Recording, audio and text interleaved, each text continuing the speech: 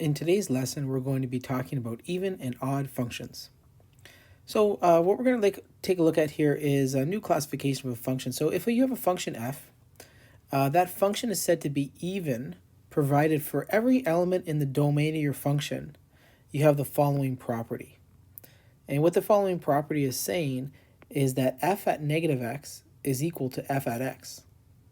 Then if that occurs, again, this is for all values in your domain of that function, then the function is said to be even. Notice what this does is this forces your function to be symmetric about your y-axis. So essentially what you have is the y-axis cuts the graph of your function into two equal pieces where they're mirror images of one another reflected in your y-axis. And the reason for that is for a given input x, the output is going to be the exact same if it's a negative x.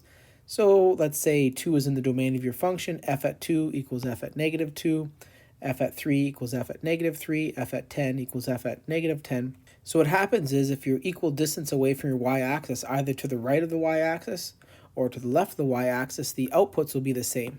Your f at x or f at negative x will be the same, and it'll create a symmetric image. Let's take a look at some examples of symmetric functions. So for the first function here, we have y equals x squared.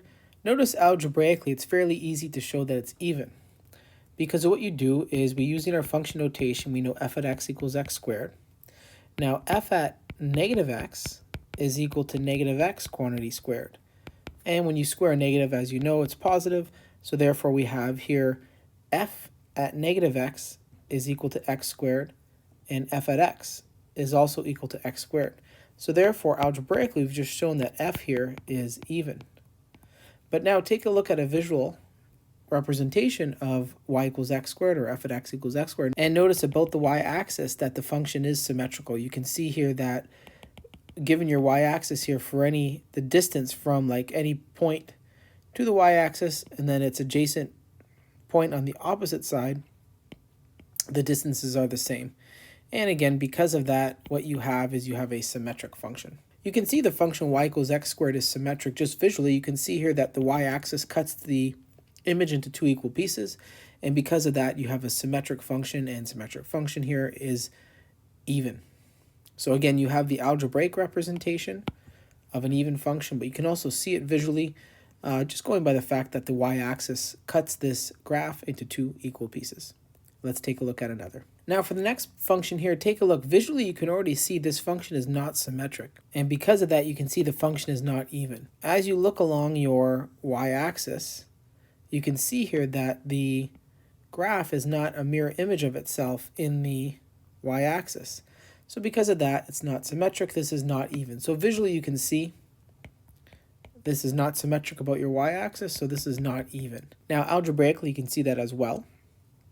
Let f at x equal x cubed, and evaluate f at negative x. Well, f at negative x will be negative x quantity cubed, and as you know here, you can express this as negative 1 cubed times x cubed, and negative 1 cubed is negative 1.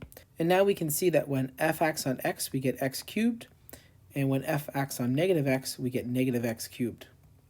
Therefore, f at x is not equal to f at negative x, and therefore f is not even.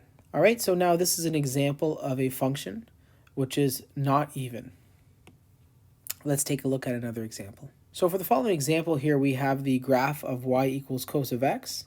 You can see visually right away the function is symmetric. About the y-axis, we can see that we have a mirror image of the graph. The right-hand side and left-hand side are as mirror images of one another, again split from that y-axis. So visually we can see that the cos of x is an even function. Now algebraically it's a little more difficult to show that. Let's take a look at how you would do that. Okay, so taking a look here, we want to do an algebraic version. Obviously you guys saw that in the graph of cos of x you can see it's symmetric about the y-axis, so you know it's even. But how do you prove it algebraically? Well, algebraically what we have here is I have a unit circle, and I'm rotating my terminal arm a measure of x. And as I rotate the terminal arm a measure of x, we know that this point right here is going to defined to be cos of x sine of x, where cos of x is represented by being the length from here to here. Now if I take that same terminal arm and rotate it negative x degrees, so in this case now we're going the clockwise direction. As we go in the clockwise direction, you know that that becomes a negative angle. And therefore this point right here, by definition, will be cos of negative x sine of negative x. In particular, the length from here to here will be cos of negative x. Now, making the observation that the following two triangles are congruent to one another, we now know that the measure from here to here and the measure from here to here are the same. And therefore, because of that, we have the cos of x is equal to the cos of negative x. And therefore, by definition, we've just shown f at x equals f at negative x, and therefore the cos of x is an even function. All right, so this is an algebraic way to show that the cos of x is even. Moving on here, we want to talk about the definition of an odd function. Now, an odd function is such that for all values of x in the domain of f, you have the following property. Notice the difference. F at negative x is negative f at x. So again, if I were to omit this minus sign here, that would be the definition for an even function. By adding that minus sign in front, now we have the definition for an odd function. Odd functions are said to be rotationally symmetric.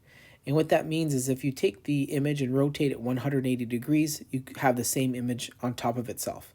If that happens, the function is said to be rotationally symmetric, or in other words, an odd function. Let's take a look at some examples. Going back to our y equals x cubed function, notice that when f acts on negative x, by definition, that's negative x cubed.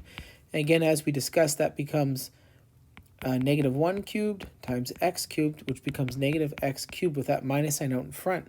So now what we have here is that f at negative x is equal to negative x cubed, as we discussed before, but that is actually exactly equal to negative f at x. So therefore we have f at negative x is equal to negative f at x, and therefore f is odd. Now we had shown earlier that it was not even. If something is not even, that does not necessarily mean that it's odd, so just be aware of that. But in this case here, we had shown f at x equals x cubed was not even. It turns out it actually is odd. And you can see that from the graph. Let's take a look at the graph. Looking at the graph here, you can see that if I were to rotate this image about the origin, like imagine that we have sort of like a spinning wheel at this origin here, a little pin here, let's say. If I were to rotate that 180 degrees, you can see that we will be putting that exact same image right on top of itself. And then by doing so, because this has that attribute, rotating this 180 degrees, we end up putting the same image right on top of itself, creates the exact same diagram, exact same graph. We would say this function is rotationally symmetric and therefore an odd function. Let's take a look at some more examples. So it turns out that y equals the sine of x is an odd function. You can see this graphically as well. Just take a look. Assuming you're going to spin this around from this value here, notice again a rotation of 180 degrees. That puts that image right back on itself, and you can kind of see that as you spin this around. So as I spin this around 180 degrees, we can see everything's going to go to this location here. As I rotate this 180 degrees, you end up creating the exact same function on top of itself.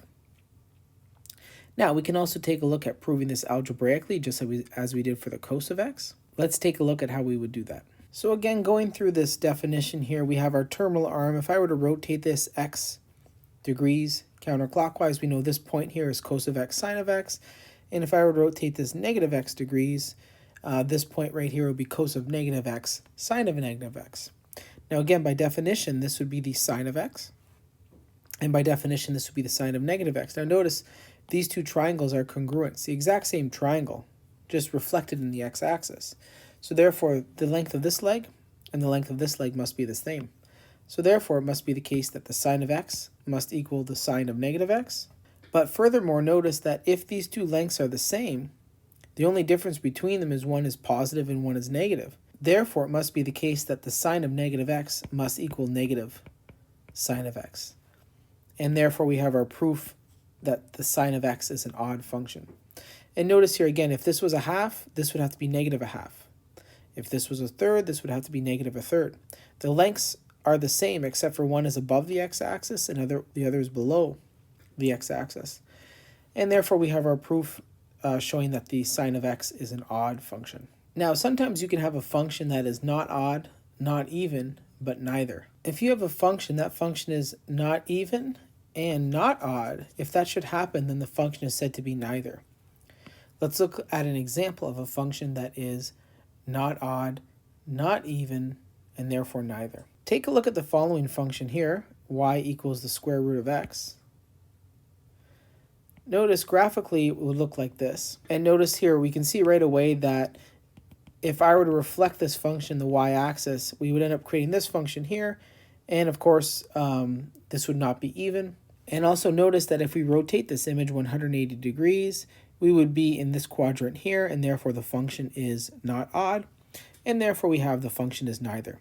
We can also see this algebraically. Notice f at negative x is equal to the square root of negative x, and that's clearly not always equal to f at x. Also, negative f at x is equal to negative the square root of x, and that also is not equal to the root of x, which is f at x. So we can see here that f at x and f at negative x are not going to be always equal, so therefore the function f is not even. Likewise, f at x is not always equal to negative f at x, and therefore the function is not odd, so therefore this function is neither. Let's take a look at some more examples. For the following example here, they want us to show that f at x is even. Now again, graphing this sometimes can be difficult, and sometimes you need computer software to do it. So I'm going to go from an algebraic standpoint here. So I'm going to evaluate the function at negative x. Well, evaluating this at negative x, we're going to get negative x quantity to the power of 6 plus negative x quantity to the power of 4 plus 2.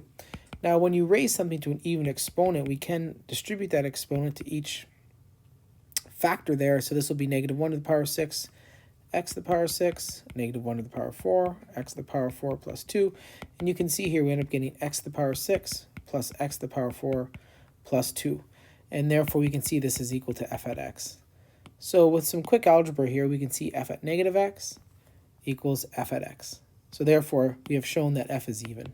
Let's take a look at another example. So for the following example here, they give us a rational function, x squared minus 4 over x, and they want us to determine is it even, odd, or neither. Well, again, let's not graph it. Let's take a look at the algebra. So we're going to evaluate r at negative x, in which case r at negative x is going to look like this, which is going to be x squared minus 4 over negative x. And notice here I can take this minus sign below and push it up top, in which case we get negative x squared minus 4 over x, which is actually negative r at x.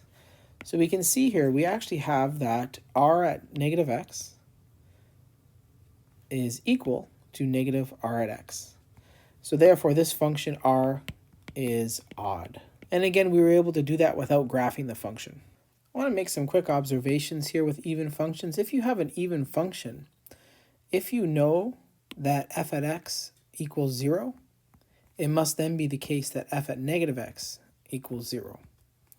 Which means that you know if x is a root to your function, then negative x is also a root of your function. So if you have a function f that has roots, let's say at 2 and 3, and it's an even function, you know f at negative 2 and f at negative 3 are also roots. Let's look why this is true. It's fairly easy to see. Notice f at negative x is equal to f at x by definition, but you know that for that value of x, x is 0. Therefore, you know that if x is a root of our function f, then negative x is also a root of our function f. Just some quick observations here. It turns out that if f and g are even functions, then the sum and subtraction of them are even, the product of them is even, and the division of them are also even functions. Let's take a look at some proofs as to why. Again, notice, to show that f plus g is an even function, f plus g acting on negative x must equal f plus g acting on x. So, by definition, f plus g acting on negative x is equal to f at negative x plus g at negative x. And again, because f is even, this must equal f at x, right? It must be the case that f at negative x equals f at x. And likewise, because g is even, g at negative x must equal g at x, and in which case we've just shown this is equal to f plus g acting on x.